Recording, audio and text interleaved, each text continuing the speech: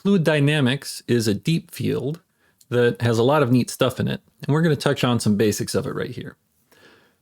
Mass flow rate is the rate at which mass passes some point. So if we consider this point 1, if we have mass flowing to the right here, and we think about how much mass is passing that per unit time, that's your mass flow rate. Mass per time. If we don't add or take away fluid, our mass flow rates at any 2 points must be equal. So if there's no place for fluid to accumulate in here, that means that whatever mass is coming in has to be making its way through. This leads to our equation of continuity that says that our mass flow rates at 2 different points in the same flow have to be the same, assuming that there's no place for it to accumulate. So this is a continuity with no accumulation.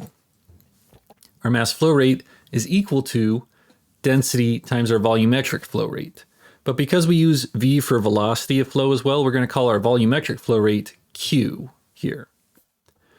And that's our volume or volumetric flow rate. Q is a volume per time. So dV dt, d volume d time.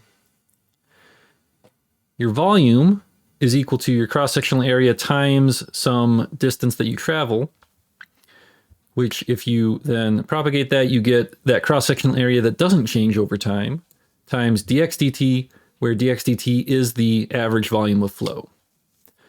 This gives you your volumetric flow rate equaling your cross-sectional area times your average linear speed of flow.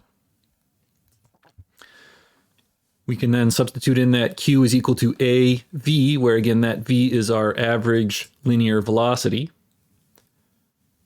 And we can then say a few other things. For example, if our density does not change, if we have constant density, then we can cancel those out and we're left with a statement that says that my area times my average linear velocity of flow has to be a consistent product throughout our circuit.